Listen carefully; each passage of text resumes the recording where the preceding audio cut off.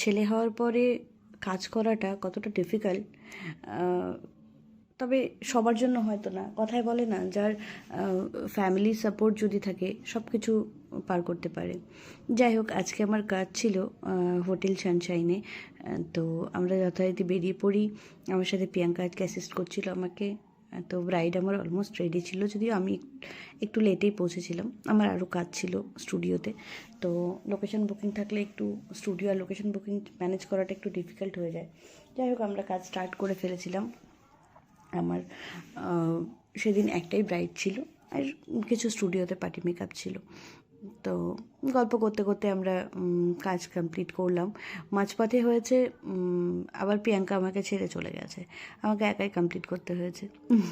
যাই হোক, কাজ করতে করতে একটা জিনিস মানে এখন বুঝতে পারি যে ফ্যামিলি সাপোর্টটা কতটা প্রয়োজন। চলো, গল্প করতে করতে আমার ব্রাইড কমপ্লিট হয়ে গেল। তোমরা একটু দেখে জানাও যে কেমন লাগছে আমার ব্রাইডকে, আর কেমন হয়েছে সেটা তো অবশ্যই জানাবে। আর আপকামিং ডেটগুলোতে যারা ব্রাইড বুকিং করতে চাও অবশ্যই আমার সাথে যোগাযোগ করো। আমার কন্ট্যাক্ট নাম্বার এখানে দেওয়া আছে। তোমরা যারা যারা আমার কাছে সাজতে চাও যোগাযোগ করো। স্টুডিও বুকিং নিচ্ছি, আর এখন খুব অল্প কাজ করছি, দুটো একটা করে কাজ করছি। খুব বেশি প্রেশার নিয়ে কাজ করতে পারছি না, যেহেতু বাবুর বয়সটা খুব অল্প এখনও। মানে অতটা সময় ছেড়ে থাকাটা খুব টাফ। তো তাও ম্যানেজ হয়ে যায়, যেহেতু আমার ফ্যামিলির সাপোর্টটা খুব বেশি।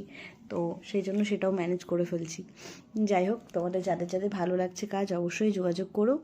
And thank you.